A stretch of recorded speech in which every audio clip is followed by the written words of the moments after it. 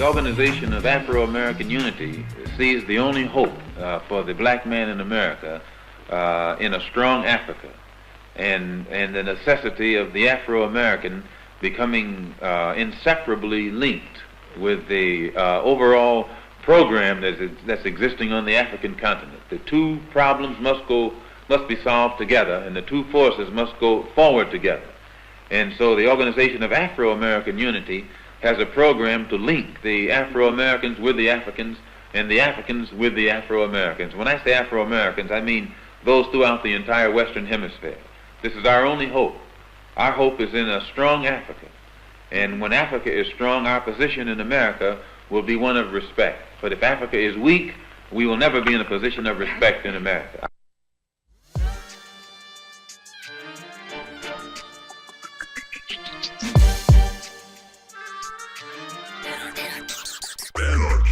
Welcome to the Michael Brooks Show. We're broadcasting live from downtown Brooklyn, USA, where left is best as it is everywhere else, with super producer Matt Leck. Hello. Chief economist David Griscom. How's it going? How's it going? Good. How are you, David? I'm not bad at all, That is a man. question that demands an answer. We were so slick for 30 seconds. Super producer David Slavic in the digitosphere, collecting your questions in the Discord, monitoring the scene.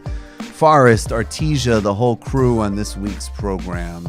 Maytha Alhassen, she's joining us from the West Coast. She's a journalist, PhD, academic. We're talking about the uprisings in the Sudan and Algeria, how they relate to that historical understanding of Malcolm X, and then the great, the iconic Anna Kasparian.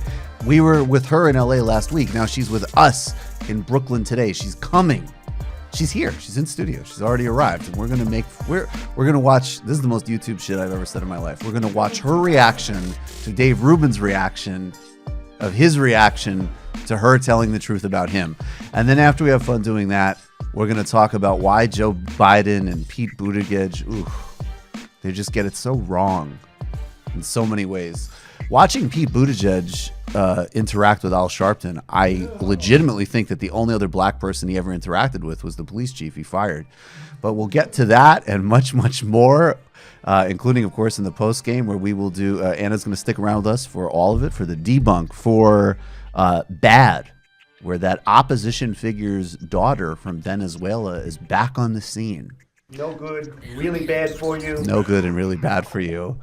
We have a shout out recognizing 25 years of the ends of the apartheid regime in South Africa as the ANC gears up for a re-election campaign. Thabo Mbeki re-emerges, and we're talking about the relationship between Cuba and the African National Congress in the Shoutout. Grisham is going to get us up to date on the Stop and Shop protests and how that relates to some new Trump travesties towards working people. And Lula da Silva, he finally was allowed to speak to the press, and he reminded everybody that he's one of the best politicians on the planet. And one of the best voices. Definitely one of the best voices. This will give us an opportunity to play Lula voice. You know, Gene Bajlan has a good Lula impression. I think we need to bring the Lula impression back. All that and much, much more on this week's Michael Brooks Show. But let's start with the fact that today in Venezuela, there was yet another attempt at a coup. And I don't know how to handle this because it's very serious. It's profoundly dangerous. It's U.S. hegemony. And there's a lot of obvious lessons we should be drawing from this. It's also farcical. Juan Guaido is going on Periscope every couple of weeks to try to instigate a coup. And while I have no problem acknowledging some of the abuses and failings of the current Maduro government, I am legitimately starting to ask myself at this point, when the fuck does this guy get put in prison for trying to institute a violent coup every other week with the backing of a hostile foreign power? This is Mike Pompeo, who really is one of the most dangerous people on the planet, talking with Wolf Blitzer today about how Russia apparently has kept the Maduro government in place. Wolf, we've watched throughout the day. It's been a long time since anyone has seen Maduro. He had an airplane on the tarmac. He was ready to leave this morning, as we understand it, and the Russians indicated he should stay. We think the situation remains incredibly fluid. We know that there were senior leaders inside the Maduro government that were prepared to leave. They told us as much over the past few weeks, and we're convinced that the Venezuelan people are going to get their democracy back. Now, obviously, don't ever believe a word that Mike Pompeo says about anything. But what's really interesting is, look, I'll make a broader geostrategic point. One, as I've said before, for the same reason that I want U.S. forces in position to protect Kurdish fighters in that particular geopolitical situation in Syria, I want them there. I support that presence. And I support Russian presence in Venezuela to avert further U.S. hostility. Rumors are flying right now that there might be an aircraft carrier headed towards Venezuela. That's not confirmed, and it could just be simply not true or disinformation. But the bigger point here that is actually astonishing to absorb, again, because I'm willing to acknowledge the internal failures within Venezuela, is the fact that what this case proves is that there is no question that the Venezuelan government has a huge or significant amount of organic indigenous support for it. And it's not really that shocking why that would be the case. One, this is a government that, going back to the Chavez days, absolutely did a very significant amount to redistribute wealth, relieve poverty, generate literacy, and help a lot of people, the people that are not represented in U.S. coverage of Venezuela or anywhere else in Latin America, the Middle East, Africa, or Asia, or anywhere else where the sort of U.S. imperial impulse is. Then there's the broader opposition, which is that most people, even if they happen to hate the government that is in charge of them, do not want an external government forcing change on them. And this is now going back early into the Chavez government. There was a 48-hour coup when Chavez was president. The New York Times endorsed it. The Bush administration denied involvement. But what happened was that Chavez was flown out of the presidential palace. He was put in prison. And there was both a massive uprising on the street in support of him, as well as his literally persuading his own prison guards to fly him back and reinstall him in the palace. So there is real support here, and the support is for obvious reasons, and there's never any reason to airbrush or pretend that there haven't been abuses and failings in order to state the obvious case, that there's real support here and real opposition to a coup. Now, the other part that is actually much more critical of present Venezuelan politics and the formation of the Bolivarian government, they're not going to get military leaders to defect. Senior military leaders that have spoken out so far have not defected, and they have never historically defected. Now, maybe they will in another couple of weeks. The pressure is obviously unrelenting. But the truth of the matter is, and this is, again, it's a criticism because this government is very highly militarized. On the other hand, witness the treatment of leaders like Lula that didn't follow that course.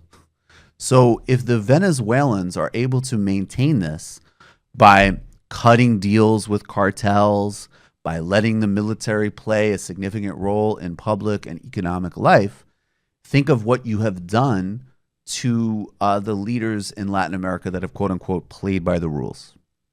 So there's no doubt that there's organic support, that this is, as of now, another total failure of a coup, and also that the Trump administration is profoundly committed to a coup, and that most of the crisis there is generated by this relentless external pressure. In fact, if you stopped all of the sanctions and harassment, maybe you could give it an opportunity for organic unrest to develop. But international fascism has picked its candidate. Earlier today, Jair Bolsonaro tweeted out his sympathies with the quote-unquote suffering of the Venezuelan people enslaved by a dictator, and used it, of course, to attack the PT and PASAL. Bolsonaro intervenes. John Bolton, another one of the most dangerous people on the planet, has been on a media blitz and has even threatened individual leaders of the Venezuelan military. Eric Prince senses a great opportunity to get out of business in China, Afghanistan, and the Emirates. Don't forget him. The founder of Blackwater, Betsy DeVos's brother, is pitching his services to send mercenaries into Venezuela to install Guaido into government. So these are the choices. There is nothing, again, I will say a million times, you do not need to pretend that this government is perfect, that this government doesn't have flaws. Conversely, when you are pushed to a clear wall and there is a choice, in my view, you have to oppose imperialism and you have to oppose U.S. intervention. And if you think that U.S. intervention, I think as Owen Jones put it earlier today, is anything other than enormously damaging to the Venezuelan people, then you either are, completely and utterly historically illiterate or a poorly intentioned person. So that is what it is. And I just got to leave on this. This is actually, I caught this because Anna tweeted it out. Maybe we'll touch on it later. But this is Donna Shalala, who's sort of like, she's just the kind of embodiment of almost everything wrong in the modern Democratic Party. And this should be actually an example of props for Senator Sanders, who as of today has still maintained, and I know people don't like all of his rhetoric, and I think in the humanitarian aid case, he made a substantive mistake in terms of supporting that shipment because of the politics around it. But the truth of the matter is like, he's opposed an invasion, and he's not going to come out tomorrow and go, Nicolas Maduro is doing what we want to do in the United States. So just, chill. But he has opposed U.S. military action. And Donna Shalala is going to tweet out just this utterly trash piece, I think it's from Slate, on why Bernie has a quote-unquote soft spot for Latin American dictators.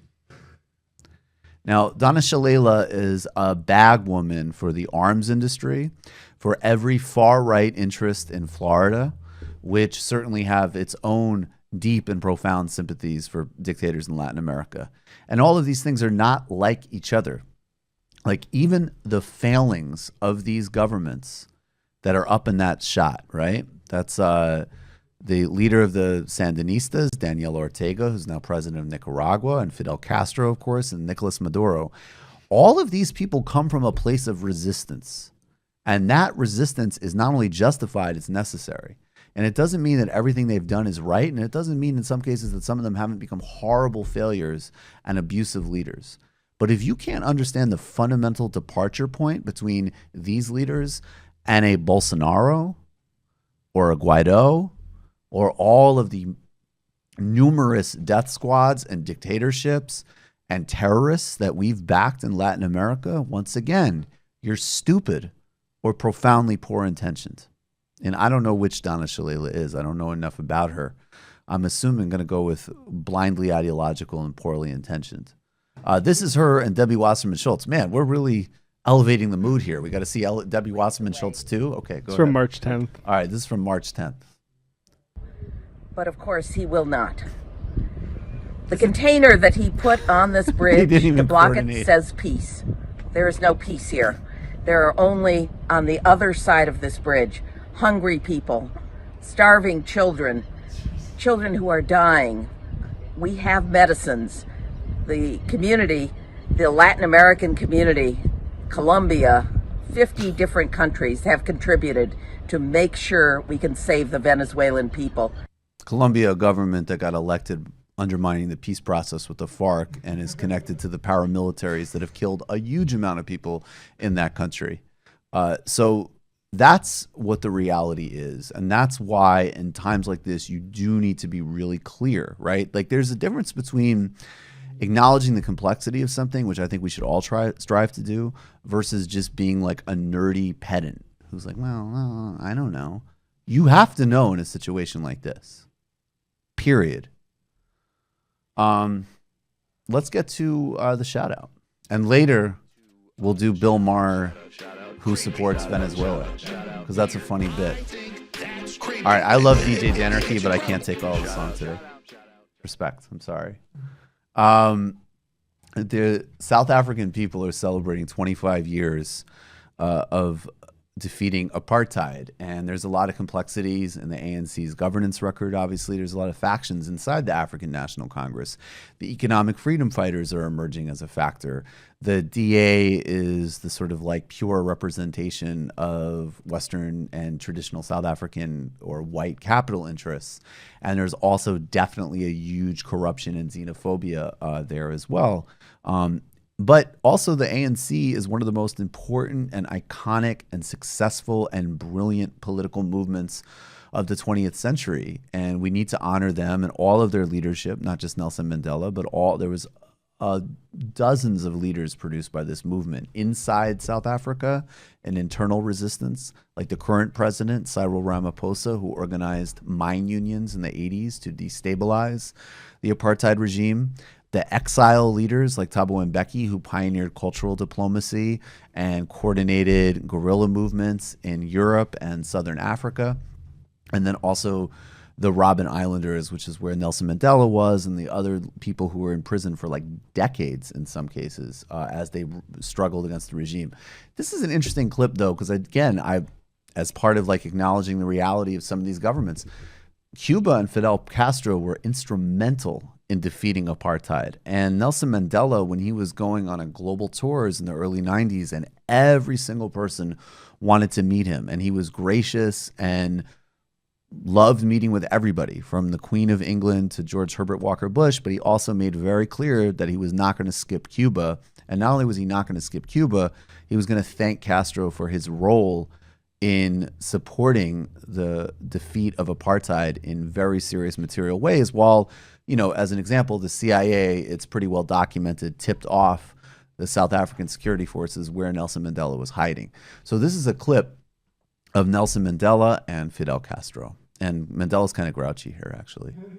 Anything. Antes de hablar absolutamente de cualquier tema, You must tell me when you are coming to South me Africa. tiene que decir cuándo viene para Sudáfrica. He's real serious. No, just a moment. No. Un momentito. Seguro, sí, yo recibí. The sooner the better. And we have had a visit from a wide Y nos ha variety of visitado una people. gran cantidad de personas. And our friend Cuba, Y nuestro amigo Cuba, which helped us in training our people, que nos ayudó a entrenar a nuestra gente, gave us resources to que nos get dio on with our recursos, struggle, que nos ayudaron tanto en nuestra trained lucha, our people que as internó a nuestros doctors and so combatientes, a on. nuestros médicos. You have not come to our country. Cuba no ha venido a visitarnos, usted no ha ido a visitar. When are you coming? ¿Cuándo viene? No he visitado a mi patria I surafricana. haven't visited my South African homeland La yet. quiero como una patria. I love it as a Quiero por él homeland. y por el pueblo. I love it as a homeland as I love you and the South When African are you people. He's just like, no, seriously, when are you coming? Check out the BuzzFeed listicle on why Fidel wore Adidas tracksuits. Some deep history on the show and the sartorial choices. But that is a great history, and that's one, again, that you need to be real about what Cuba is. Don't ignore and pretend that there haven't been violations of people's rights and people fleeing the islands, but also don't pretend that there hasn't been consistent U.S. political terrorism. And I mean that literally. I mean, you can look up, unfortunately I'm forgetting his name, but we covered it when he died. There was that Cuban terrorist who blew up a civilian jet airliner flying to Cuba, who was arrested even in 2004 in Panama, plotting to assassinate Castro. And the Bush administration had his back, as the CIA had had his back for decades. So that's one part of it. And then another part of it is universal health care for their people, universal literacy, backing all of these struggles, not only in South Africa, but in Angola, and deploying doctors to Venezuela, to Brazil, and now actually AMLO in Mexico. So that's a significant part of the illicit history frame of this show. And now we're going to do a little pitch, and then we're going to come back with Dr. Maytha Alhassen. And I apologize for all my worldliness. I'm really bad at pronunciations, so I hope I'm pronouncing that correctly. Oh, beautiful. All right, guys. You know what it is. It's time to become a patron of this show. We have a new offering, which we are giving to $21 and above patrons, Comrade and above patrons, which are video illicit histories. We released our first one yesterday. It was done by Vic Viana, who's an incredibly talented guy. He'll be back in studio soon. He's part of the crew now. He's working on the next two.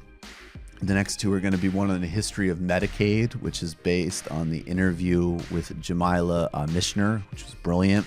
And then another one on Brazil. This interview focused and documentary focused on the Jesse Jackson 1988 campaign and the Rainbow Coalition and the conversation we had with Bill Fletcher Jr. about it. It's incredibly well done. And what we're doing is we're giving them to those patrons at that level for about a month. And then when the new one comes up, we're going to unlock it and put it on YouTube because we do want to get this content out to as many people as possible. But by becoming a patron at that level, now in addition to the regular Skype calls, you can also watch those documentaries a month in advance and also give us feedback and topic suggestions. So that's the new offering. We haven't decided yet, but it looks, I mean, we're going to be announcing where the next live show is going to be pretty soon. So we'll probably know like next week. Meanwhile, everybody who's in LA had a great time. Not just Waz. Though Waz had a really good Waz time. had a really good time. And that motherfucker was like on like IG live stories the next day at 9, like, what's up, y'all? Yeah. I was like, oh, Waz is recovered. Right. Meanwhile, I had like 2 beers and like a hit of something. And the next day I was like, Jesus Christ, I need to sleep more. Let me see Instagram for a second. While I was like, hey, y'all, you know Vince Staples? What the fuck? But it was an incredible show. Anna, Nando, and Waz all killed it. The audience killed it. The video is going to go up for patrons in a couple of days. Patreon.com/TMBS. Subscribe on YouTube if you haven't yet. Spread the word. You know what it is. This weekend, we're doing an illicit history of humanitarian law with Kristen Per Anderson, who is an academic in Canada. If you haven't listened yet, check out the history of, Chris Per Anderson. I'm dyslexic. Check out the Deutsche Bank illicit history with Corey Pine. We're going to take a brief break and we'll be right back with Dr. Maytha Alhassen.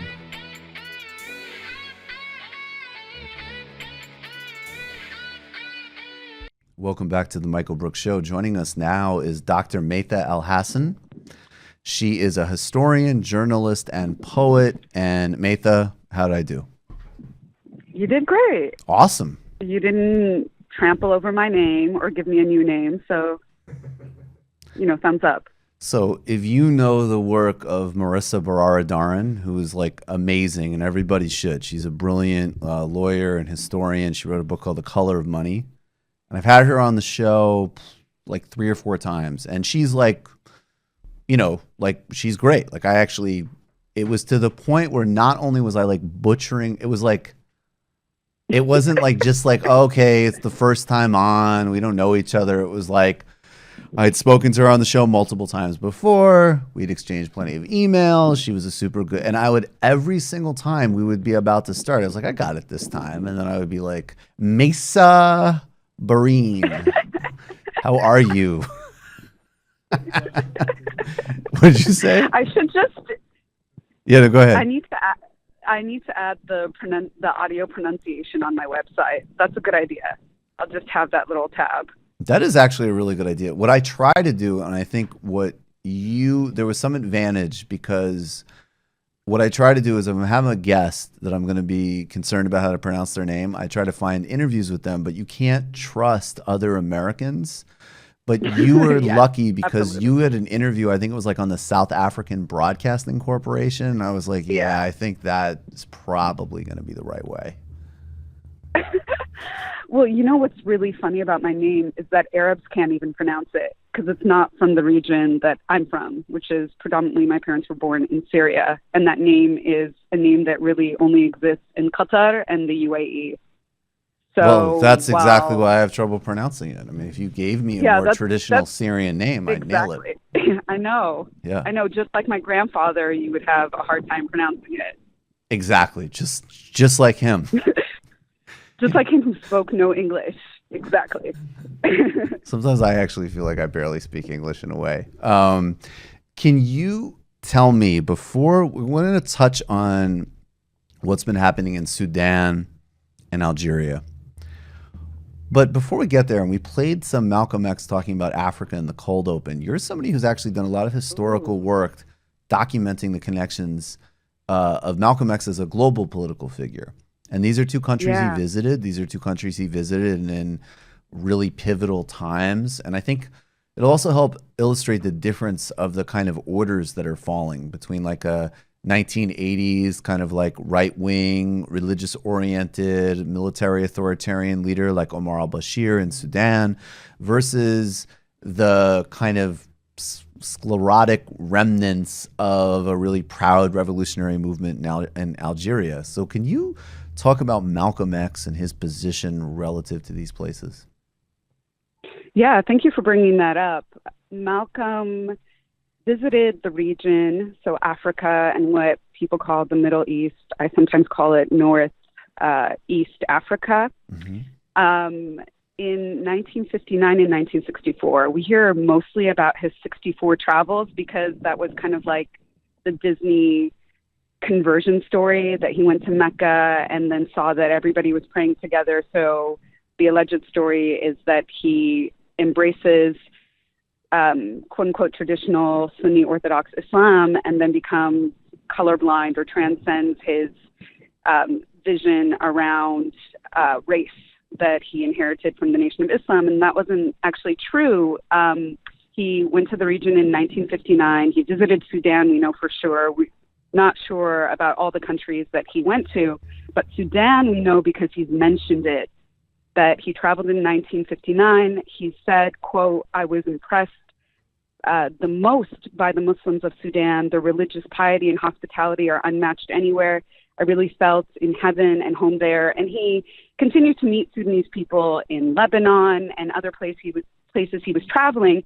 And when he wanted a traditionally trained sheikh to come to Harlem to teach some of his remaining congregation, he was adamant about getting a sheikh from Sudan, and that was Ahmed Hussoun, who ended up being the person who buried him when he was assassinated. So he had a deep connection to Sudan in a spiritual, religious sense.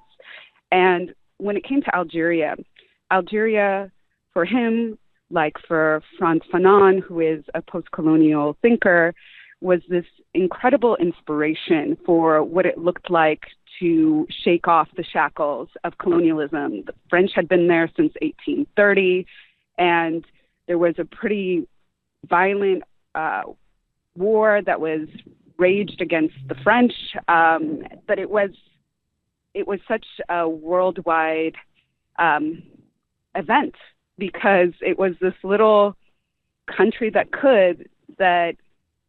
brought France to its knees in 1962. So Malcolm was inspired by it when he was even in New York, and he had not visited yet. He ends up meeting an Algerian ambassador in Ghana who made him rethink his understanding of whiteness, because that person looked white to him. But he realized there was a famous speech when he returns home where he says, you know, when people over there say they're white, it's an adjective. But when people in the U.S. say they're white, it means I'm in power, I'm the boss. Mm-hmm, mm-hmm. So he kind of, sorry, go ahead.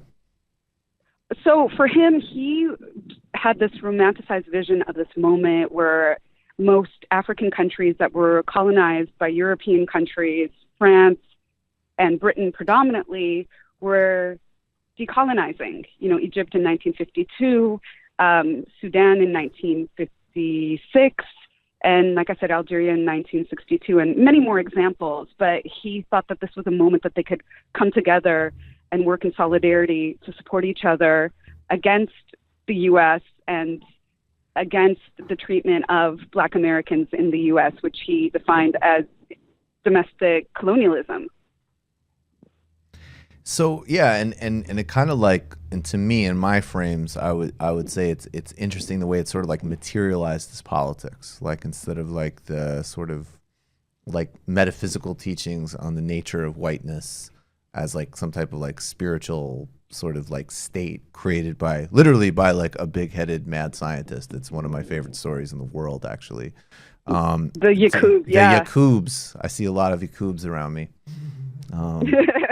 So and then to like the wait, this is actually like a political expression of power that intersects with all these other relationships. And I think that's interesting, right? Because that was, yeah, like the takeaway was an opposition to like the idea that somebody, because they had like literally a certain level of like sun exposure or not, couldn't like be in solidarity or like a fellow human. But it wasn't like, oh, we're all like, no, we're all on the same team, it's all good. It was actually just like, no, this is really a sickness, but it's like a political, a material sickness instead of like a religious one in a way.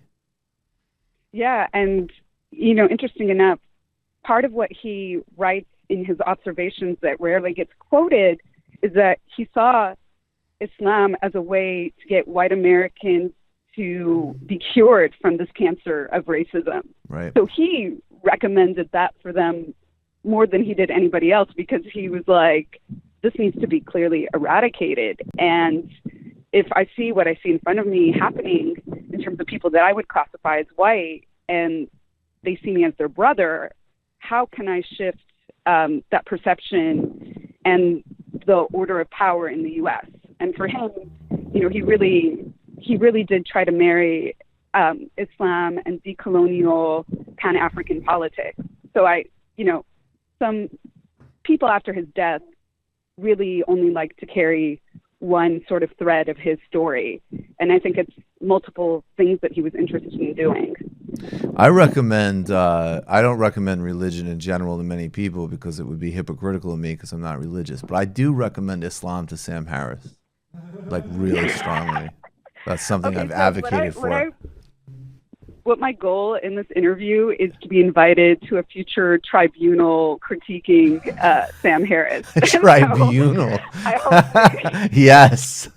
Now that you use the word tribunal, it will definitely happen. I'm totally into that.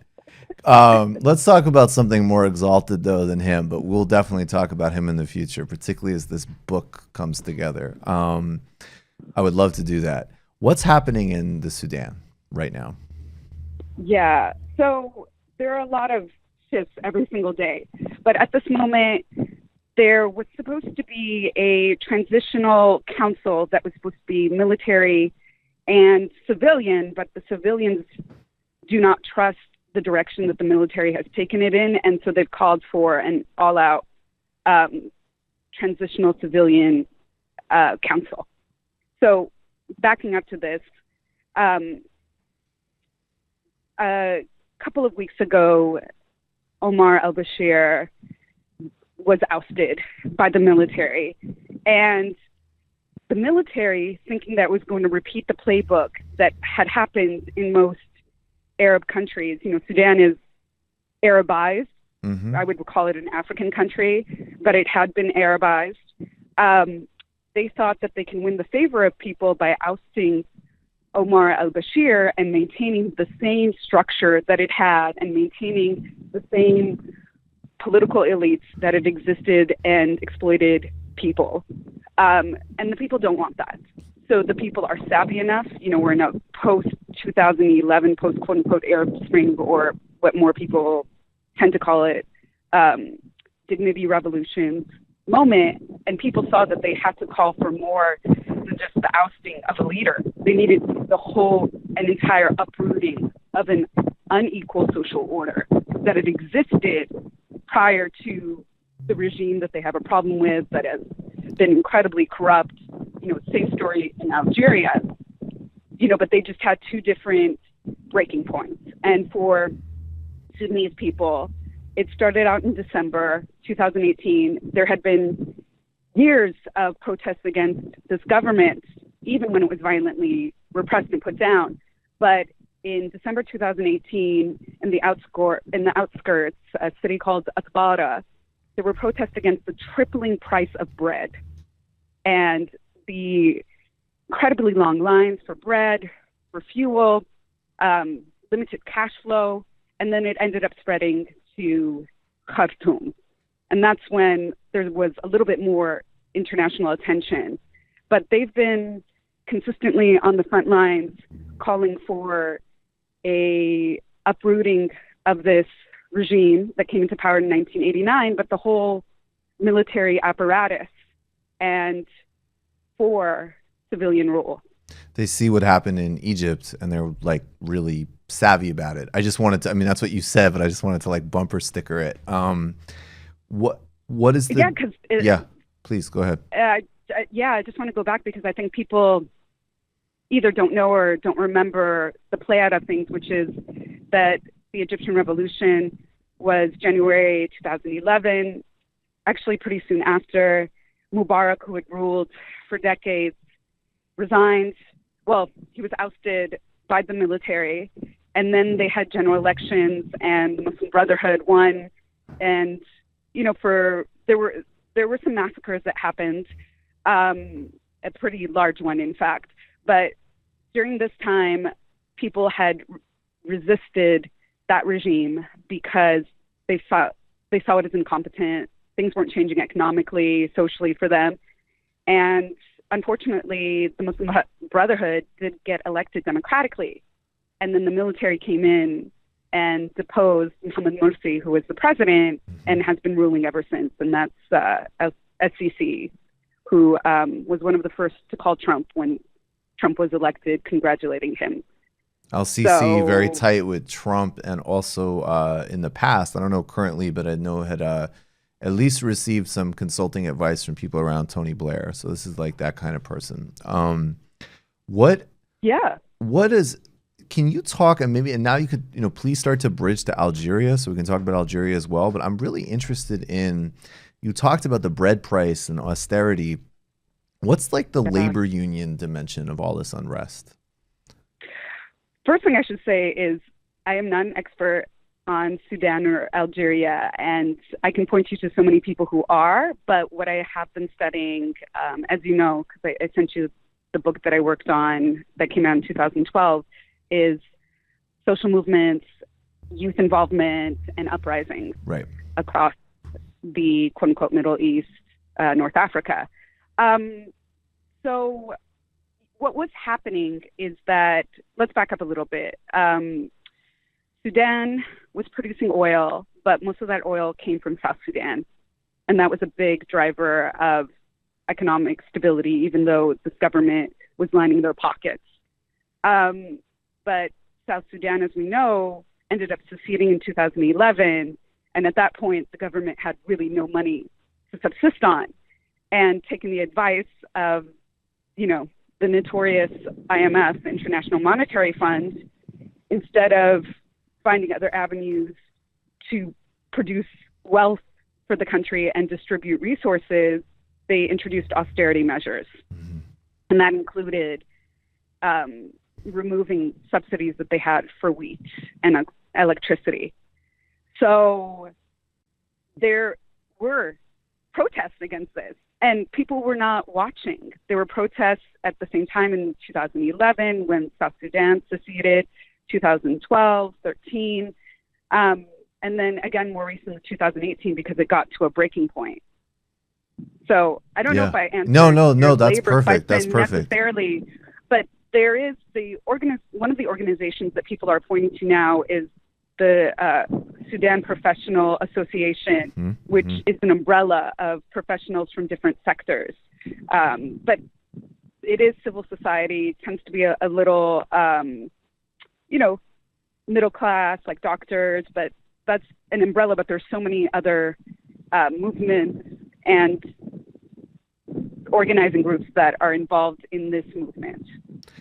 What's happening in Algeria, and maybe also like, from the movement perspective, but also like, can you give us a sense too of the difference in terms of the regime in Algeria that's being resisted against versus the one in Sudan? Yeah. Well, I know people, I think, want to make distinct the idea of what kind of parties, what kind of religious or relationships they have to religious institutions. But I think at the end of the day, you see a really similar blueprint, which is what ended up happening after colonialism was shaken off was that there wasn't much transformation of the social order. Mm-hmm. So people who ended up taking positions as political elites were political elites during colonial times, or they were military figures. And I think that's what has gotten people into this cycle of successive regime changes that are sometimes violent, sometimes not violent military coups. Right. So with Algeria, Algeria was liberated in 1962, and there was a leader by the name of Ben Bella who was an inspirational figure for the globe, and he was ousted in 1965. So that was a very short term. And then, successive regimes later, there was a civil war from 1990 to 2002, which was long and hard fought. And, there's a lot of history written about the FLN, National Liberation Front, or in French, Front Libération Nationale. And they were the resistance movement against the French, and they continue to be a big power player in Algeria. But the same with Sudan right now. The Algerians who did protest in 2011 because of rising costs for foodstuffs and basics, they're back on the street because what Bouteflika did in 2011 is seeing what happened to his compatriots, the other dictators in the region. He ended up introducing spending into the country. It's an oil-rich country, not wealthy, oil-rich, part of OPEC. So the people were, quote unquote, appeased for a little bit, right? But now, after Bouteflika had announced that he was going to run a fifth term, and after there was already a constitutional amendment introduced that said a president can only run for 2 terms, and that it didn't include anything retroactive. So it meant that Bouteflika could continue to run and run and run. And, right. So folks were not having that, and went on the streets in February, and he resigned in early April, and people within that same regime structure tried to continue to be a part of the transitional council, and the people continue to be on the street. I think that's kind of the similarity with what's happening in Algeria and in Sudan. Different economic states. Clear, you could talk about a different relationship to secularity and Islam. Right. But I think those things aren't as important as, I'm a multi-causal type of thinker. Yep. And I like thinking about all streams and intersections of. Yeah, you're good for the Sam Harris Tribunal. Yep. You're good. Not just one meta reason. But I do think that in the West, because we are not educated in the history of these places, we don't understand the lasting effects of what colonialism did. And there was a completely different colonial structure in Algeria than in Sudan, because Sudan was kind of ruled by Britain and Egypt. So there's so many different layers of what was happening there. But yeah. Well, that's interesting, because I want to get to like the kind of big takeaway, and we'll definitely have more conversations, but I think that that's just interesting though, just time wise. Like I'll draw like a big broad global connection, because that's what I do without attention to specifics. It's part of my job. No, I'm just playing. But Milton Alamati, who we have on this show a lot, who is an amazing Ugandan journalist and a guy who specializes in like Western Africa and Great Lakes region. And we did an illicit history of Thomas Sankara together for patrons, which is amazing. People should definitely check that out. He did say like, there is this like emergent energy. Like a couple years ago, there was something that they called the African Awakening, right? Like, and that was kind of like less defined, but it was also just sort of like pointing to like that, okay, there's the liberation generation, but then colonialism gets reconstituted because the economic relationships don't really change, and all these institutions like the World Bank and IMF and foreign capital come in, and then there's the political failings of all of these governments internally, and now there's like this new wave of activism that wants to sort of like have the next wave of liberation, basically. And I'm just wondering, like, do you think like that would be a more helpful frame? Like, if there was going to be, granted, people just need to be much less simplistic in general.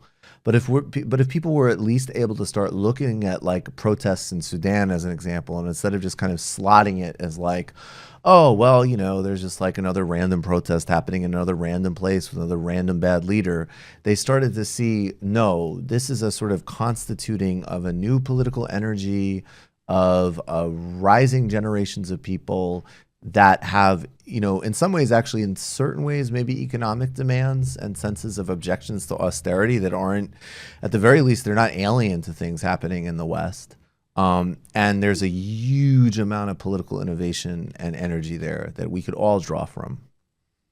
Absolutely. I think that what we could see this as well, a really explicit refusal to accept neoliberal economic policies, which is what they're suffering from, like the IMF coming in, introducing austerity measures, and also right-wing wealthy countries trying to support Sudan there's a whole messy history of Sudan, Omar Bashir sending Sudanese people to fight in Yemen because of the support he was getting from Saudi Arabia. Mm-hmm. So there's a refusal to be part of that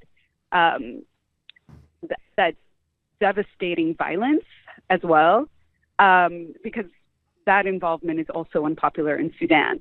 So then there's also this refusal to continue structures of colonial domination, which, you know, in the U.S., we don't think about colonial structures that we maintain from our settler colonial project at all. But they're recognizing what those are.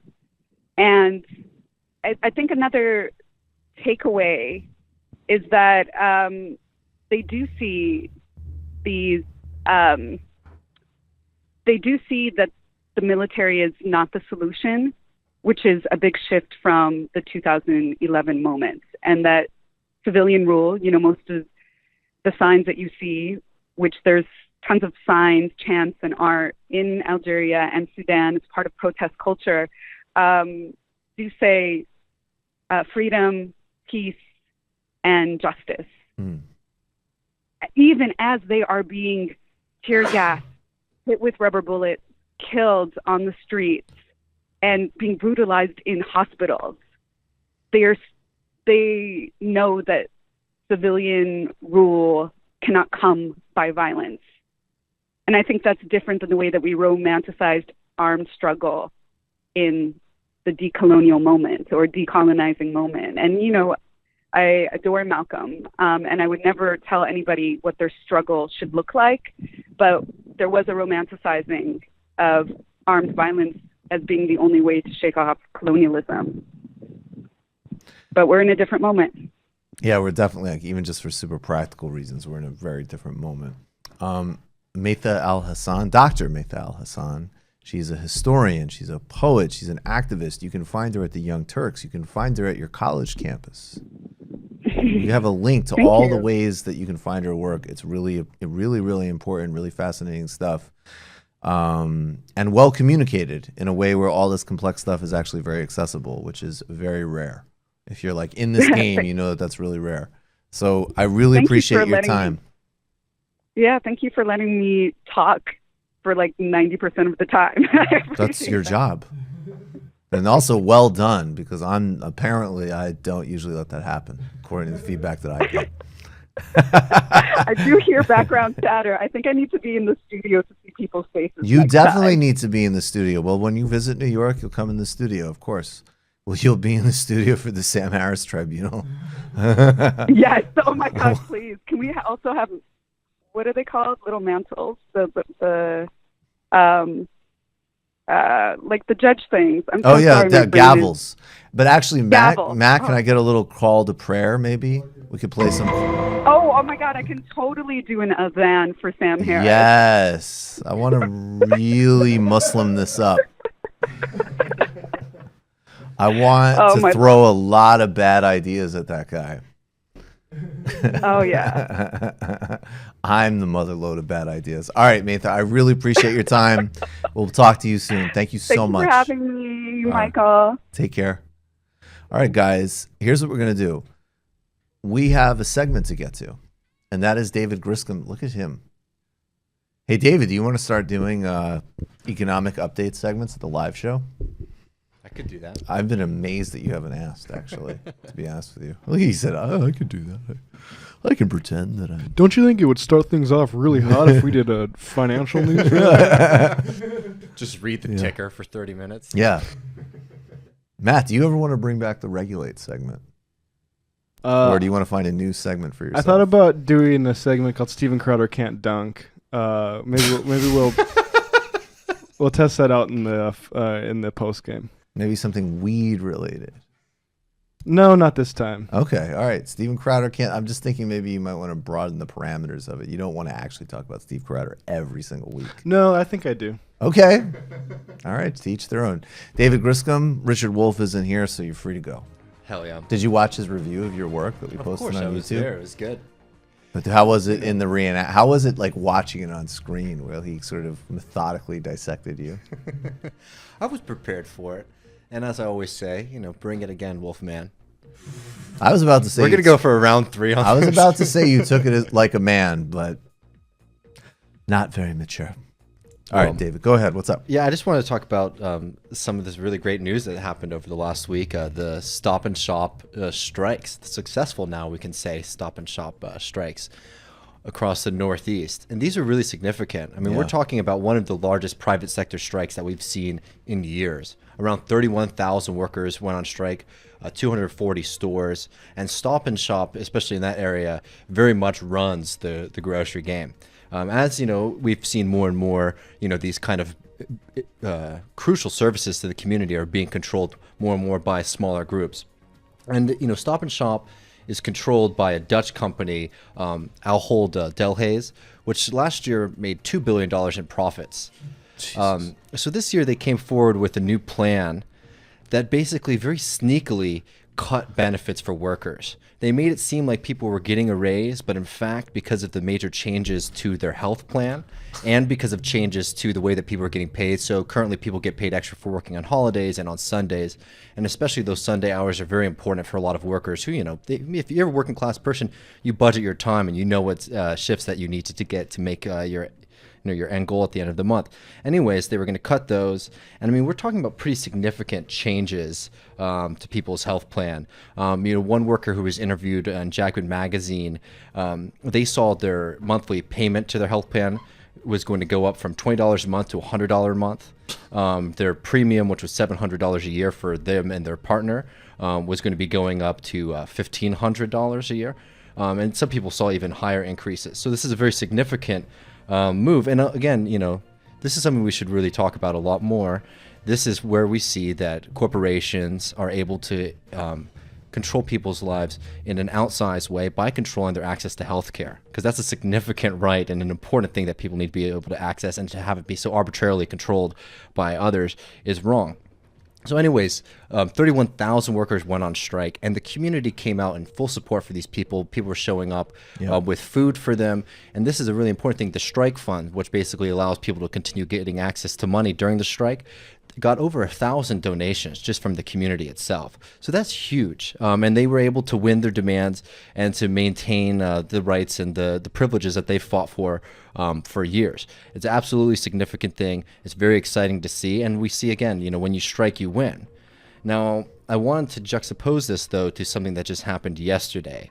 The Department of Labor released an opinion letter, which is one of the stronger rulings that it can give out, that allowed an undisclosed company, usually they're undisclosed when they have these when they make these rules, that the company has people who basically are using an app platform who clean people's homes. So we don't know what company it is, but we could imagine it's something like a Handy. And let's not forget that Handy, we've talked about before, has been lobbying the equivalent of the Department of Labor on the state level for the past year and a half.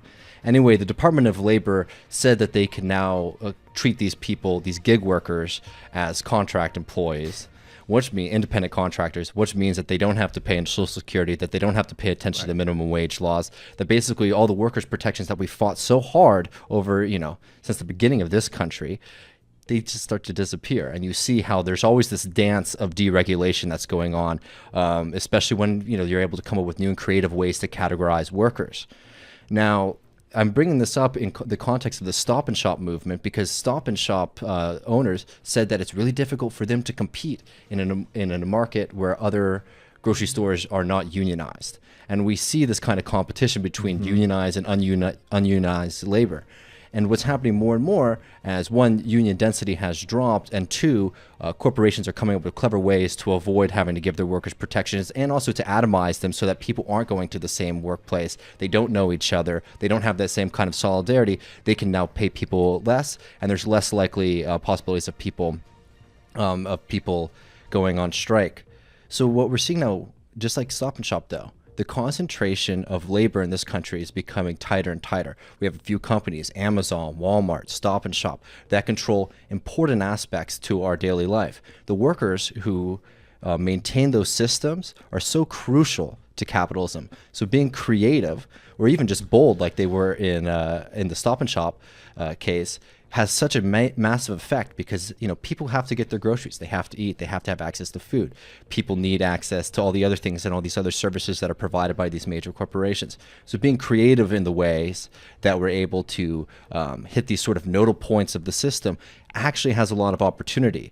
So when we're seeing more and more of these new categorizations in the labor market, we should be thinking to ourselves also about the opportunity that we have with more and more monopoly power to really hit these centers as hard as we can. That was why Marx was interested in labor in a lot. I mean, that was the prime area where there was a counter force of actual power. Absolutely. In the sense that you could literally disrupt capitalism through withdrawing your labor. That's an enormously powerful move. I'll just say I took a car back from the airport. Like a proper car. Like the dude just asked me if I wanted to take a black car, and he was a nice guy, so I was like, sure, whatever. And listening to this man talk about what Uber has done to his livelihood is one of the most disgusting things I've ever heard in my life. I mean, down to the point of a 3-hour trip that he got paid, I think $75 or $100 for, if I remember correctly. God. And that's on his car, paying his toll, it's obscene. And with all of these things, the price is inevitably going to come back at you. When all of these other places are totally wiped out and there's no competition and government is owned by whatever the special interest is, you don't think that you're going to see that in your prices, even if you're making short-term tactical decisions? Yeah, I mean, especially in the case of Uber and Lyft, when they're pretty much, they're funding every ride so that they can crowd out everybody, and they're breaking the law. They're breaking the law all the time to beat out all their competition. Definitely. And that's, what they try to do on the national level too, with categorizing workers as, gig workers or whatever, instead of what they actually are, which is employees of a major corporation. Absolutely. All right, guys, we're going to take a brief break, and we're going to come back with the great Anna Kasparian on the Michael Brooks Show. Welcome back to the Michael Brooks Show. Joining us now in studio is the iconic Anna Kasparian from the Young Turks. Hey. Anna, thanks for being here. It's so great to be here. What do you think of New York? I like it. New York wakes me up a little bit.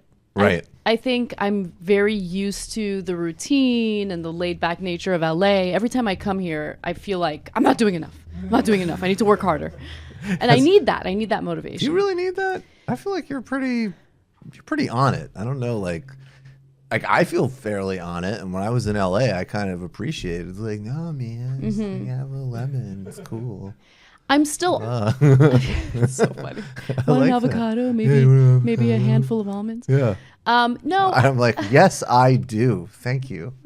Sometimes I feel a little checked out. I'm still working and I'm still functioning, but I think if I were living in a place that's as fast-paced as New York, maybe I would open my mind to some different opportunities. Some new ideas. Some new projects, some new ideas. Ideas? Yeah. That's all I want to do. I just want to focus on ideas.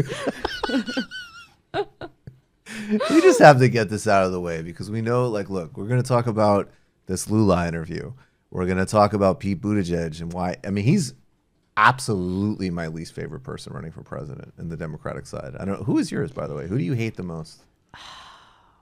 Who do I hate the most? There's a lot of options, I know, but yeah, mine's Buttigieg.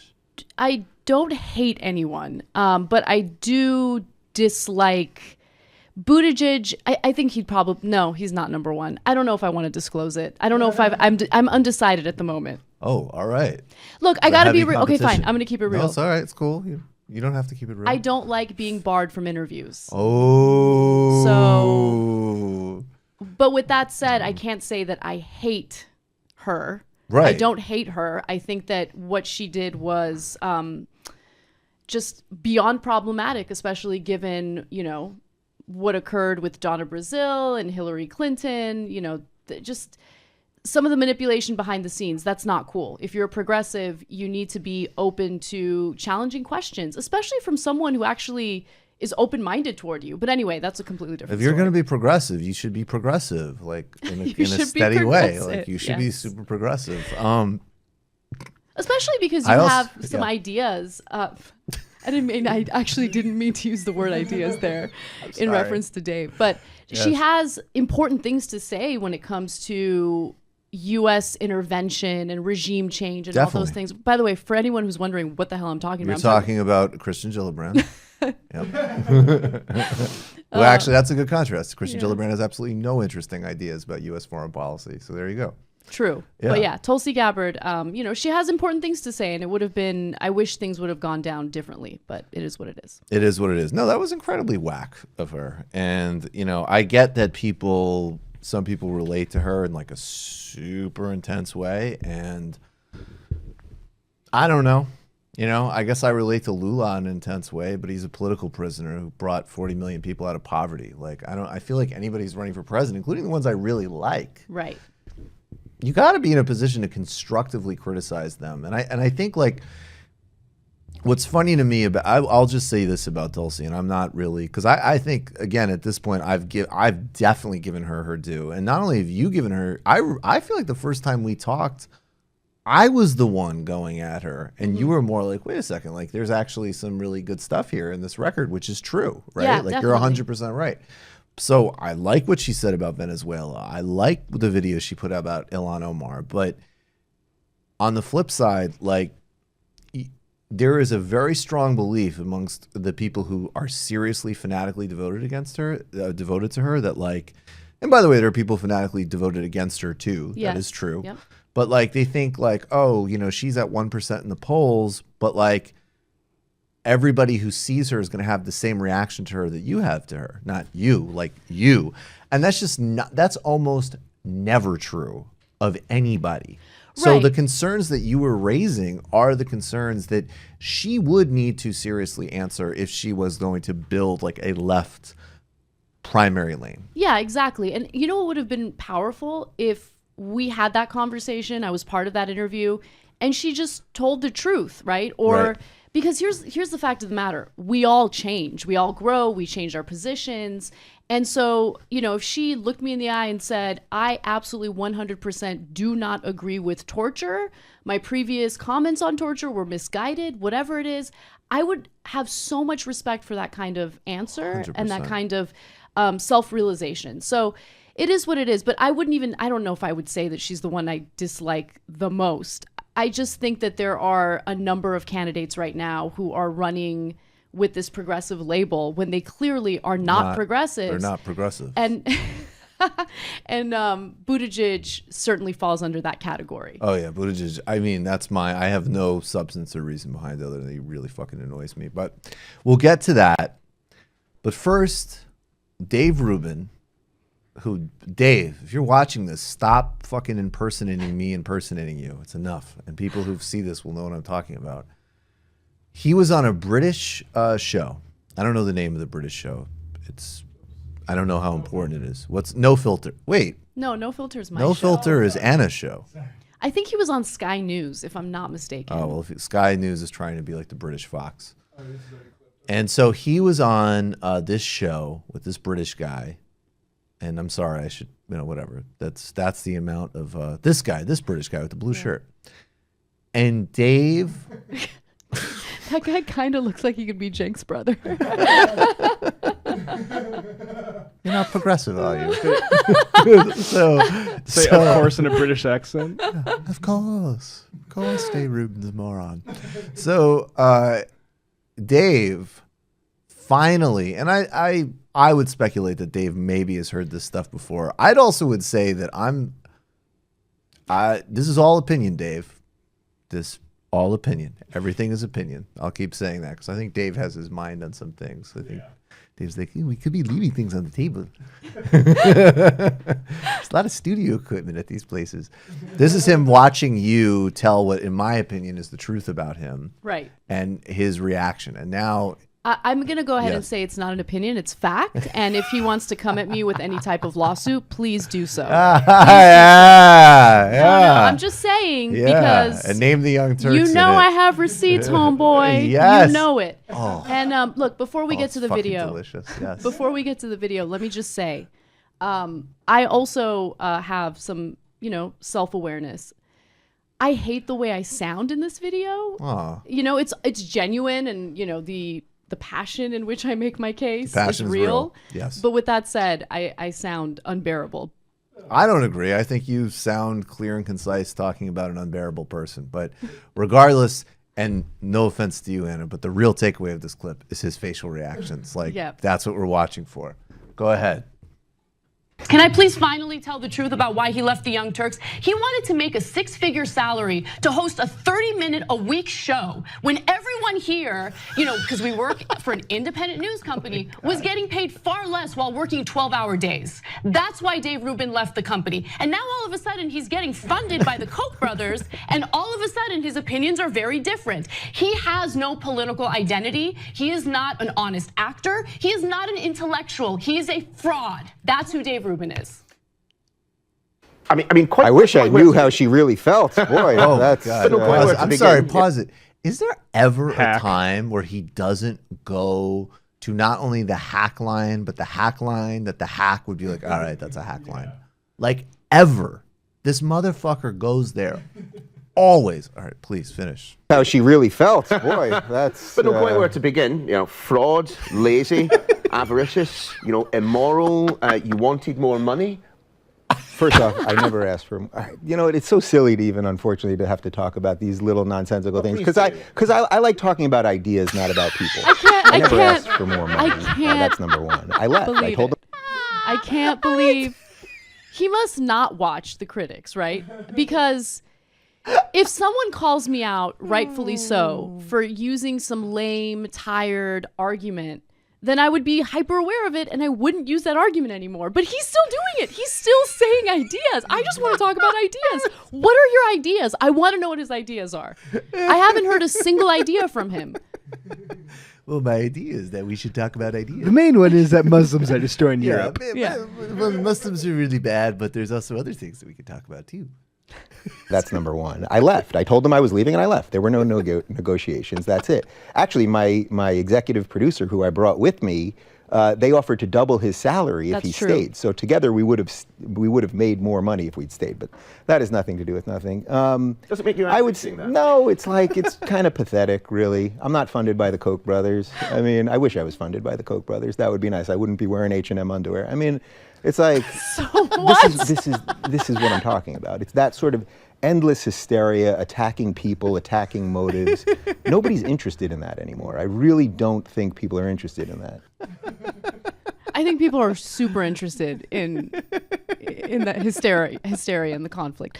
But let me just say, he is telling the truth about one thing, and his husband is his producer. Okay. And he was really good at what he did.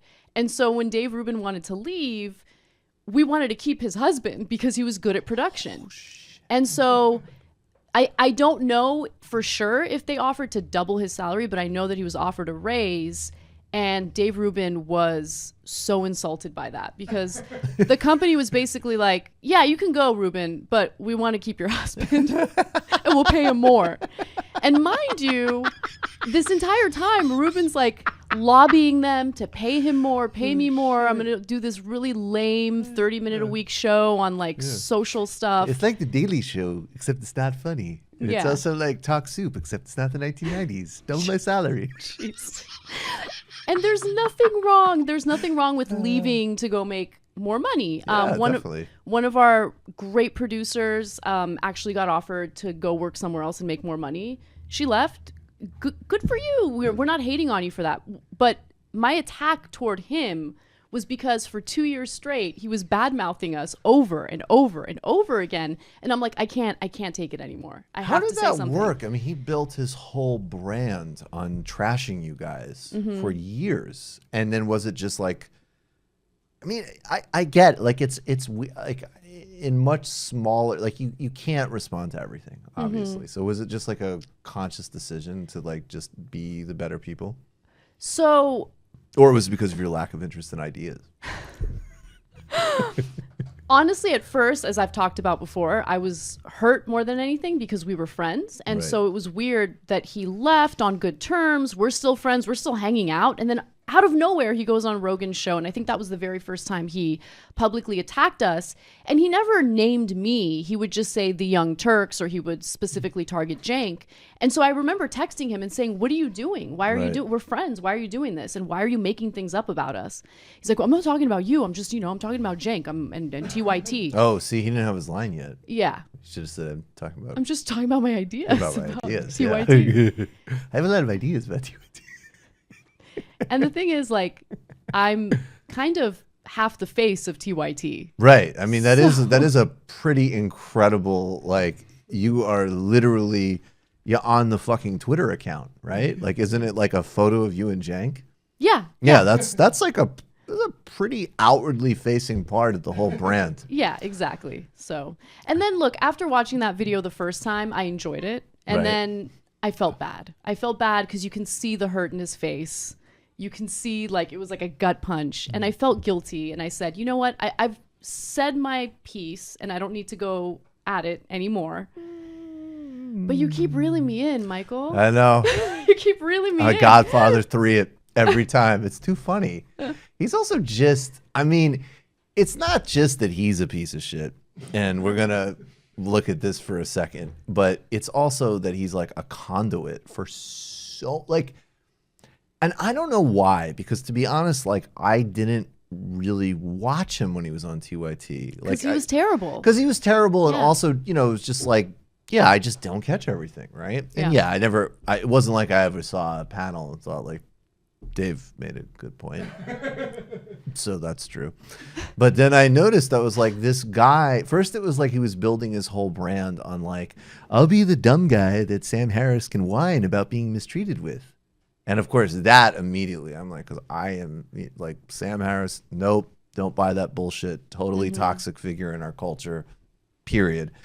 But then I noticed, I was like, wait a second, like this whole brand is going to be built on like trashing a place. Now, look, no doubt, if you offered me, there is a number that I could go on. I could be like, look, Sam sucks, and let me break it down.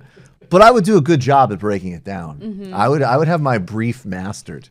So I think there was also just something so fundamentally offensive about it. Was like, you're doing but you're still just bad. Yeah. I mean, where's the hustle? There's got to be a little bit of work in your grifting, right? Right. Because it's just, even if you don't believe in what you're saying, right? Like, you should care about the way you appear. And if I wanted to be a grifter, I want to at least seem smart about it. And the thing with him is, I don't even think, and this is not, again, this literally is all speculation. I feel like it's almost like pre-belief or not belief. Like he's super dim. All right, this is the, what I'm trying to say is, not a bright guy. Well, he says they're very ironic that this guy would do race and IQ platforming. That's all I'll say. Extremely ironic. All right. What's this info, Matt? So Dave has then we'll move on to becoming more and more bold about saying that he's not funded by the Koch brothers, but he is funded by Koch brother think tanks. Yeah. Including on February 27th, they announced a new partnership. Exciting news. ARI, that's the Ayn Rand Institute, has partnered with Dave Rubin for a special series of the Rubin Report titled Objectivism on Happiness. Now, not only is Ayn Rand funded by right-wing billionaires, but literally the Koch brothers. If you look at, I think this is, I forget what this website is called, but it's sort of like Wikipedia. Is that SourceWatch? Yeah, it might be SourceWatch. So get grants from the Charles Koch Foundation. $42K in 2014, only $4,800 in 2015, but also receives funding from Donors Capital Fund, which is a much more dark money group that the Koch brothers hide behind. If I got money directly from them, I could have Uniqlo underwear. So I guess that's the question, Dave, is how much money do you get from think tanks connected to the Koch brothers? Yeah, I don't know. More interesting ideas. Jesus Christ. Yeah. Well, I can't. My brain is still in recovery mode from taking in so many high-level important ideas. Oh my God. Oh my God. You got me. Hit us again. Come on. Go. I have to say that my brain is still in recovery mode from taking in so many high-level important ideas. When did he say that? Was that recent? That was high-level important idea. It was within the last year, and it was referring to a live event he did with Brett and Eric Weinstein. High-level important ideas like Peter Thiel good, college kids being mean to me bad. By the way, check out Timba on Toast, TIMBAH on toast, because he did a 3-part series where I stole that drop from. So, all right, to close it one more time, please. I have to say that my brain is still in recovery mode from taking in so many high-level important ideas. It makes me like a fucking child. Ideas, I'm at cocaine.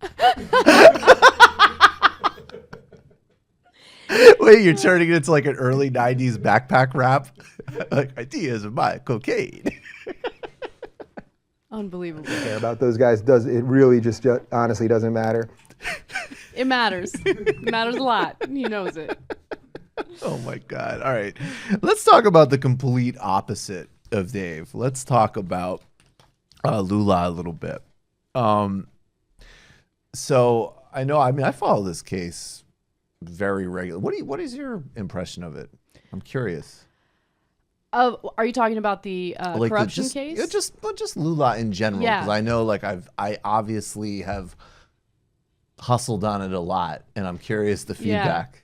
Yeah. Well, so you're my friend, and so I try to be aware of whether or not I'm being biased or influenced by people around me. So right. I really tried to dig into the corruption charges and all that, and I have to be honest with you, it sounds like a bunch of bullshit.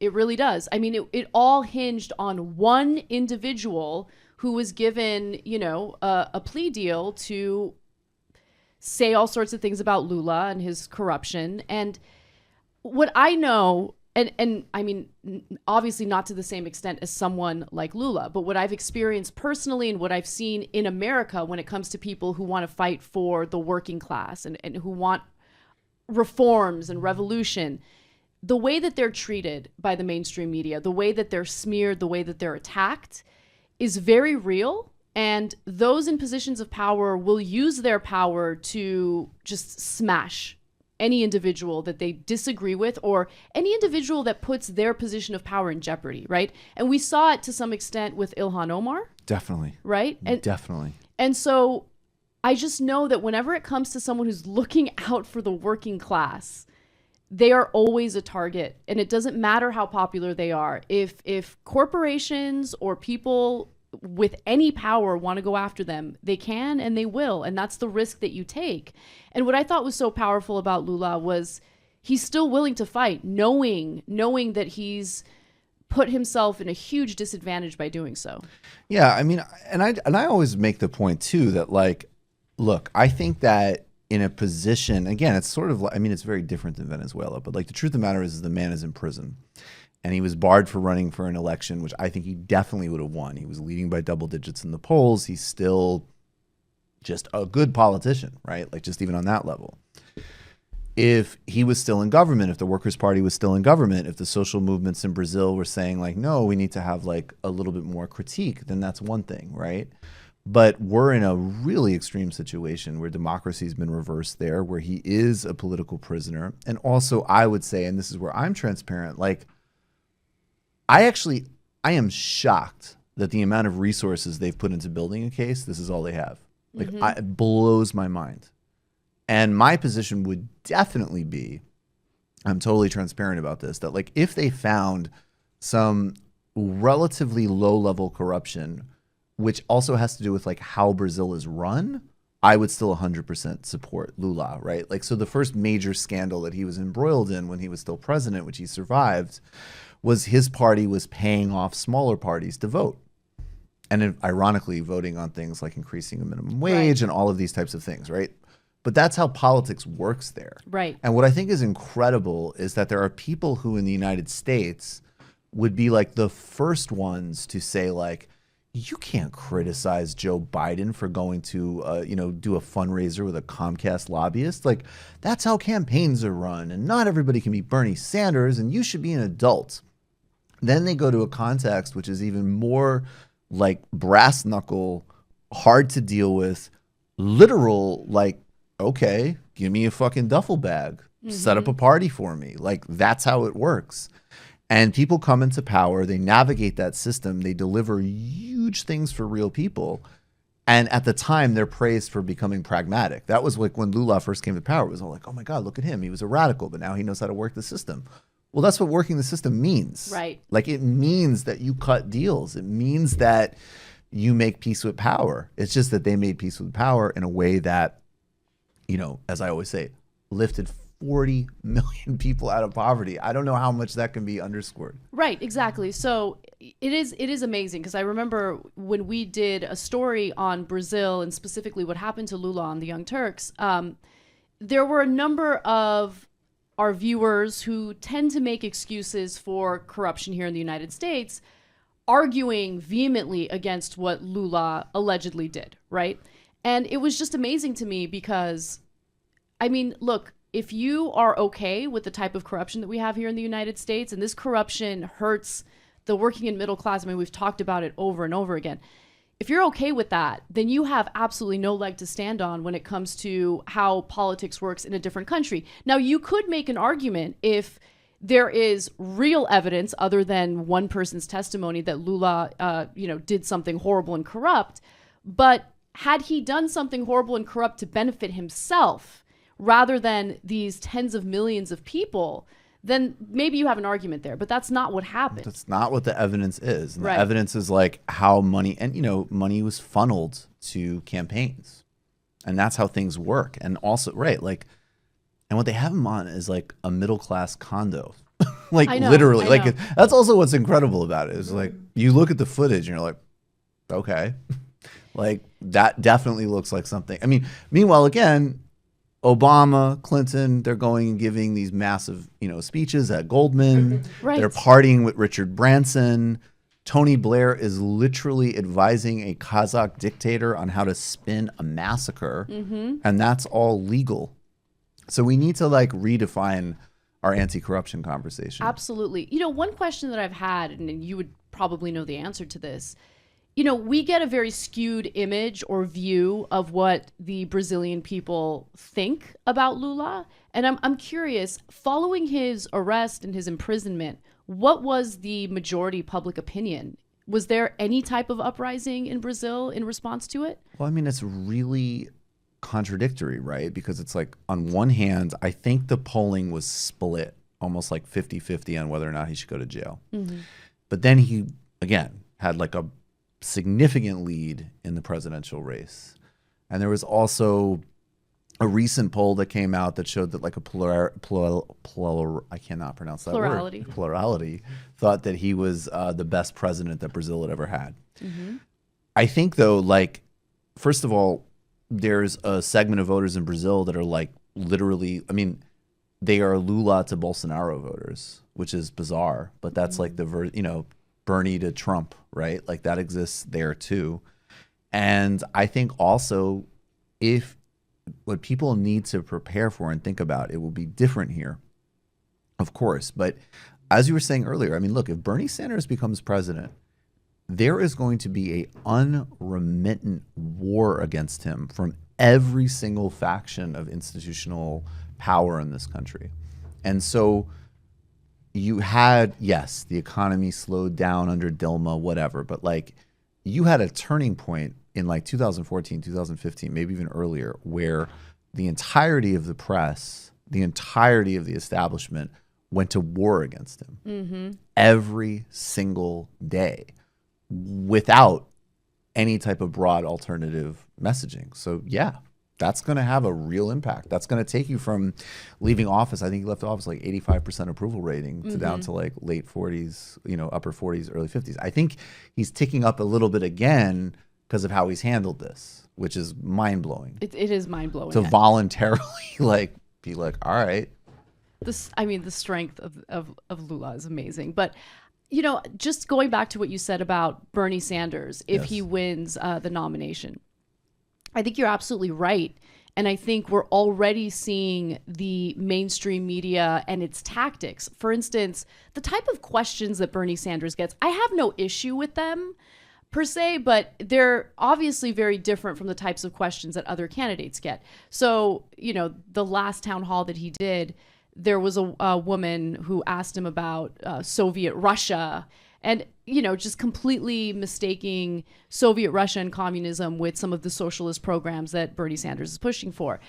And that's not an accident. I don't think it's an accident. I mean, he keeps getting those types of questions. The question about allowing prisoners to vote, that was an interesting question to put into the mix, right? And I think that unfortunately did hurt him a little bit in the polls, but whether or not it's going to destroy his chances, I don't know. All I know is they're chipping away, and there needs to be a concerted effort with progressive media to fight back. And right now we're a little fragmented, I think. Yeah. Right? So we need to find a way to kind of get together, maybe create some sort of consortium where we have like a rapid response as soon as... Definitely. As you know what I mean? Like all hands on deck, we all have our platforms and we all fight together. And there's so many great progressive voices out there. I think that we can do it. No, I agree with you completely. Let's play a little bit of this Lula B-roll and I'll read some of this statement and then we'll go to Biden and Buttigieg, the absolute opposites. But yeah, so he was allowed to give his first press interview. He's been held in solitary confinement. He's been barred from giving like video interviews. And again, this is a country where like heads of cartels and people who've convicted on like mass murder charges do like general interest interviews. This is the first time the Supreme Court asserted he could speak. They actually tried to stop it for a second. That's Lula. I know he's in his 70s, but I don't think I would look like that after a year in solitary confinement with a suit. Yeah, just like, yeah, whatever. He's on fire. Alguém acha que os Estados Unidos vai favorecer o Brasil? Americano, pense americano em primeiro lugar, pense americano em segundo lugar, pense americano em terceiro lugar. Oh, this is the part where he actually know this part. He said, "Why is Bolsonaro saluting an American flag? You're supposed to love your mother and your country." Get and their asses. He said, "America." What did you say? And then he's like, "I'm gonna get their ass." I said, "Get their ass." Well, he did say that because one of the main takeaways in the interview, there's a couple of highlights. One is he said Brazil's run by lunatics, and the Brazilian elite need to ask themselves how they allowed this to happen. He said America thinks of itself first, second, third, fourth, and fifth. Yep. So why should Brazil be thinking of America and trying to appease them? And it's like emasculating, basically. Then he said, and just not dignified, he said, in the region and the poverty he's from, this is, look, he's like laughing. He's like, if I didn't die before I was 5, you don't bow down to anybody. He said he has a feeling he's going to live to 120. So I believe. Looking forward. Him. He will, and he's not. And his sentence has been reduced, and there's talk that he might get put into house arrest in the fall if he pays a fine. And as of now, he's saying like, I am not going to acknowledge wrongdoing. I'm going to leave the prison with my head held as high as I did when I got in here. And I believe him. I mean, yeah. He beat throat cancer. That's insane. He lost 2 fingers. God. And this is a couple of weeks, like after, like within 2 years, his wife has died, his brother has died, his grandson has died. And he just said, I mean, this is a translation, I'll just briefly from Brazil Wire. I can't read all of it, but they sent this to me. He said, we created PT in 1980 to demand democratic freedoms, the rights of people and workers, the accumulation of the struggles of the PT and the Brazilian left, and the syndicalism of social and popular movements led us to consolidate a democratic pact in 1980 Constitution. This pact was broken by the impeachment coup in 2016 and its unfolding, which was my condemnation without guilt and my arrest in record time so that I could not run for election. I reaffirm my innocence, proven by all means of proof in actions that I was unjustly condemned by Judge Sergio Moro. And he goes on and he says, most importantly, I know the injustices against me rests on the Brazilian people who have lost their rights, opportunities, fair wages, formal employment, income, and hope for a better future. Today, I'm here to talk to journalists, as I've done throughout my life. In fact, talked to our people. This right was denied to me for 7 months, and during the electoral process, I was absolutely outlawed. But I keep certainty with me, prisoner or free, censored or not. I have with the Brazilian people an eternal communion that time will not erase against all powerful. Against censorship and oppression, we will always be together for a better Brazil, more just, with opportunities for all. Thank you. And then he also said, he's like, a lot of people saw this coming, and I could have gone into exile, but I'm committed to Brazil. So that's him doing his thing. He's a leader. He is a leader. That's what leaders do. Leaders fight knowing that it's either unpopular to push for the policies that they're pushing for, and in this case, obviously, his policies were popular. But more importantly, you keep fighting regardless of the attacks and the intimidation. And I mean, he's resilient. He's been in solitary confinement, and he's, coming out, fighting like this, resilient. He's not giving up. It's pretty amazing. It's unbelievable.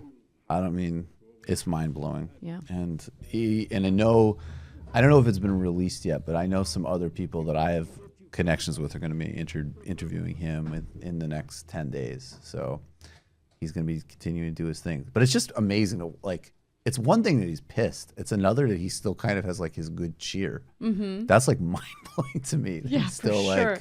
Yeah, all right, sure, I'm in prison, but basically I'm still president. Let's do this. Yeah. I love it. I love it. That's fucking awesome. Can I make a quick comment about please. Venezuela? Go. So, look, obviously, our foreign policy is always based on self-interest, and it's super short-sighted. But while Trump pushes, and the Trump administration pushes for regime change in Venezuela, remember that it's also simultaneously trying to convince Kim Jong-un to give up, nuclear programs and his weapons. Right. Here's the thing, though.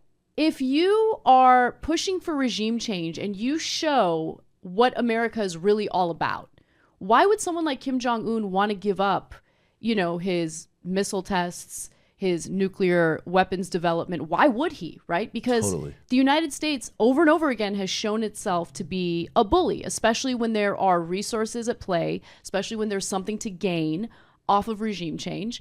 I mean, you just have to think about it as rational actors. Kim Jong-un might be a crazy person, but at the end of the day, if you look at political theory, he's a rational actor. And a rational actor does not disarm, knowing that there is, this, hegemonic power that's trying to, make decisions about which person leads which country, which regime makes sense for which country. I mean, it's our nation's history. It's how we've always acted. And if we want to, approach countries like North Korea from a more diplomatic perspective, it's really hard to do it when we're trying to do regime change in a different country. It's insane to simultaneously. You're totally right. And and all of these politicians, whether they're, whether we have a Democrat in office or a Republican, it's always, this is a difficult problem that I inherited. I don't know what to do. So I'm just going to go ahead and continue the same failed policies that previous administrations carried out. Yeah. And it's really frustrating because I feel like nothing is ever going to change as long as we have this corrupt system at play. I mean, look at Eric Prince. He sees a huge business opportunity in Venezuela. John Bolton was super honest about how he was on one of the mainstream media outlets, I forget which, but he was super transparent about the need to access Venezuelan oil. 100%. 100%. Totally transparent. And just on that Eric Prince, because this was a quote that I read this morning that was quite worrying. His head of Director of Investor Relations, Maytha Alhassen, said this morning he does have a solution for Venezuela, just as he has a solution for many other places. Mm-hmm. That's great. That's great. It's amazing that business is even fucking legal. Let's dunk on Buttigieg for a few minutes, and then we're gonna go to the post game. But we just had to play this. This is him with Al Sharpton. I mean, I can't even set this up more. Check this. Like, honestly, has Pete Buttigieg ever hung out with non-white people? And where is this charisma that I keep hearing about? I mean, the original Sylvia. Yes, family. This is a granddaughter you just met. What's your name? It's a funny name. I'll give it. All right, I'll come back. I love Al Sharpton's just like, yeah. How's it going? Not too bad. It's a bit wild. We're having fun.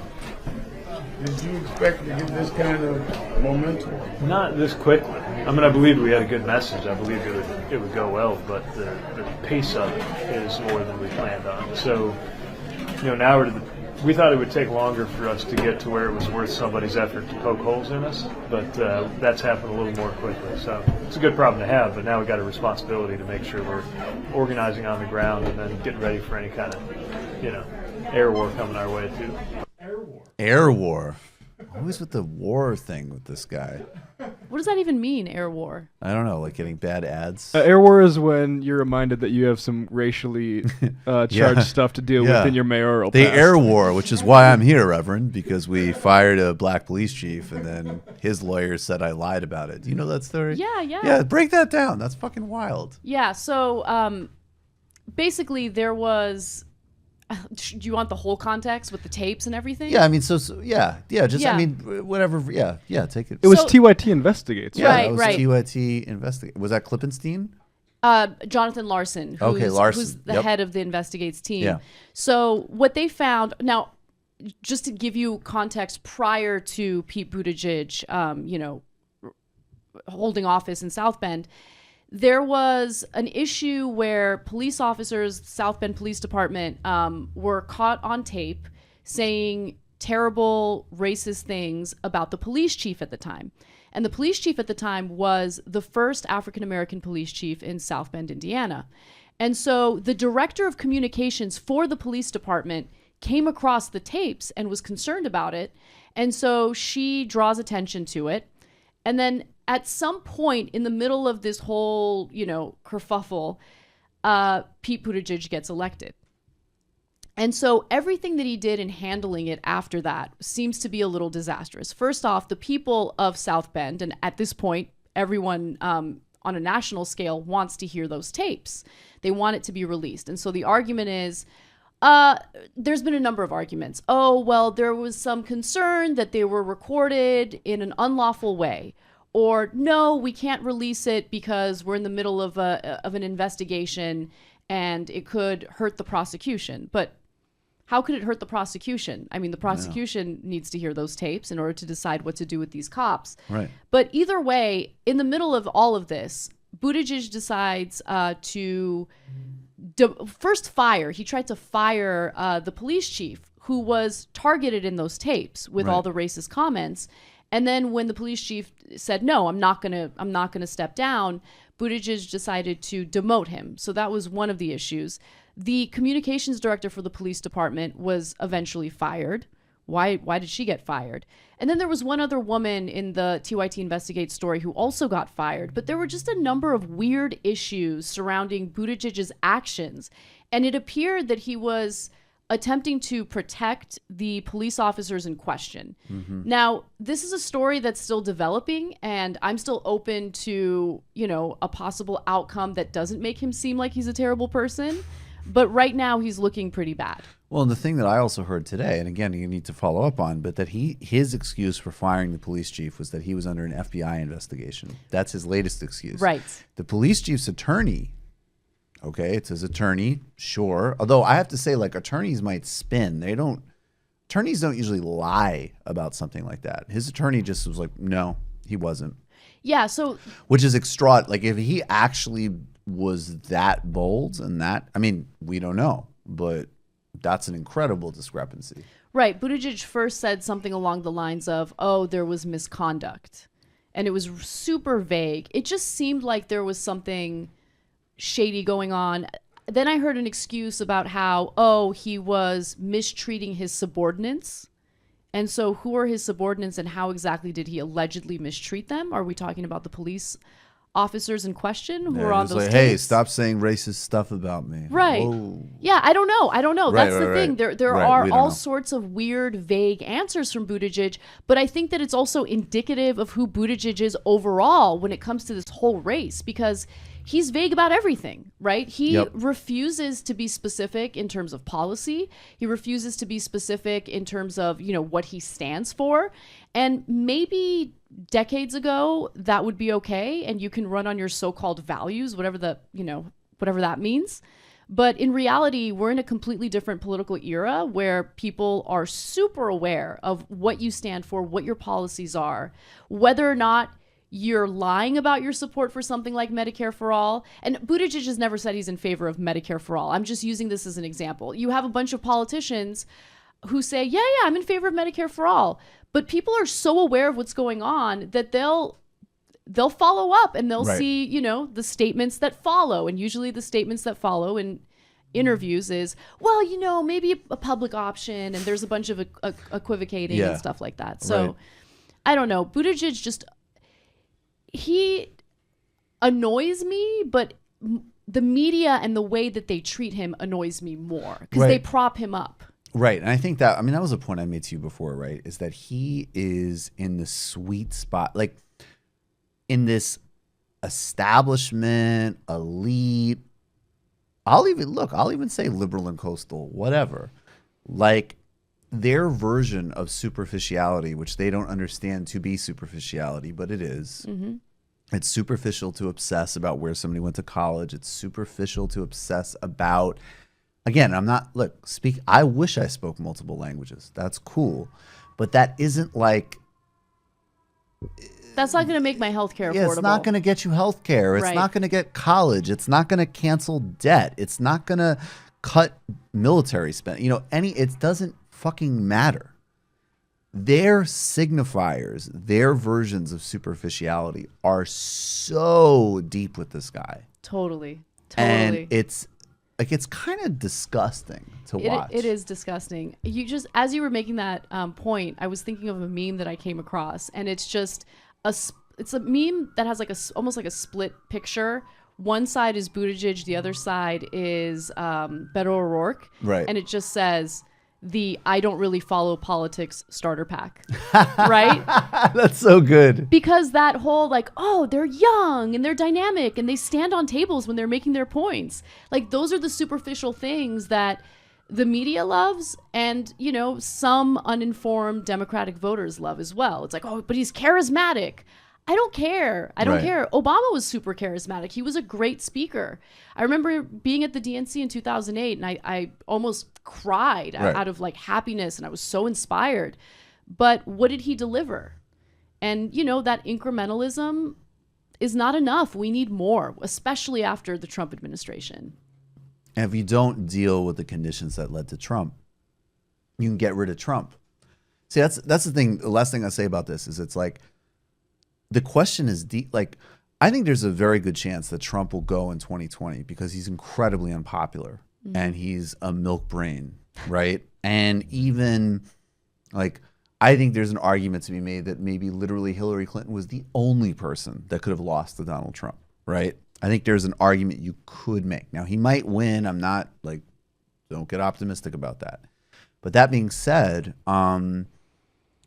if you put Beto O'Rourke in office, if you put Buttigieg in office, if you put Joe Biden in office, if you put Kamala Harris in office, if you put, any of the other, not Sanders, not Warren. Mm-hmm. And I would make a distinction, by the way, between Sanders and Warren, but that's a whole other debate. But you're not going to address the underlying, Macron's in power. France is in fucking disaster. Yep.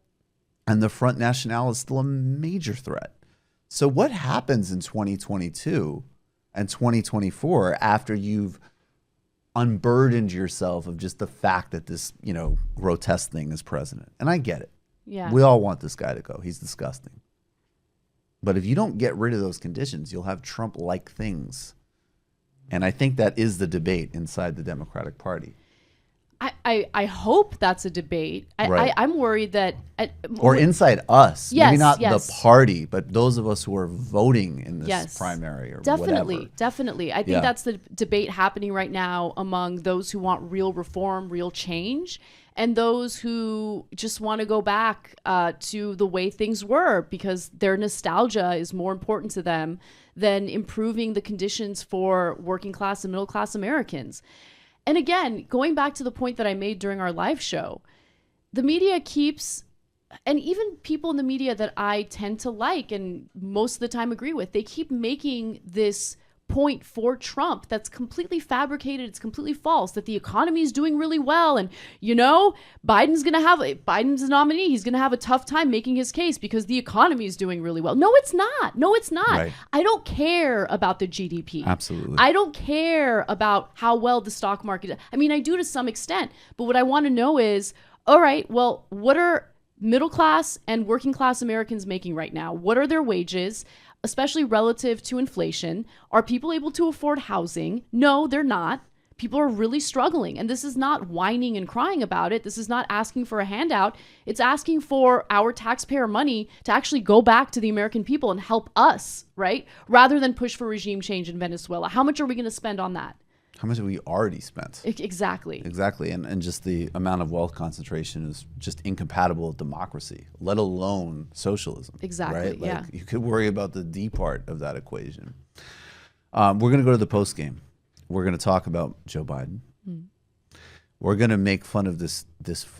Did you see this woman who did a New York Times regime change propaganda video for Venezuela? No.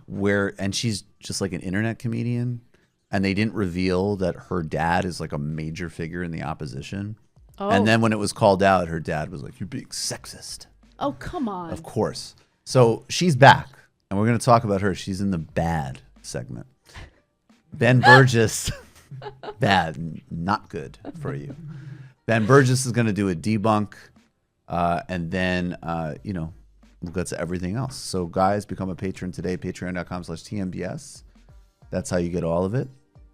Anna, thanks a million. Thank you. Awesome to do this. Thanks, guys. Thanks, everybody on the team. Appreciate all of you. See you in the postgame.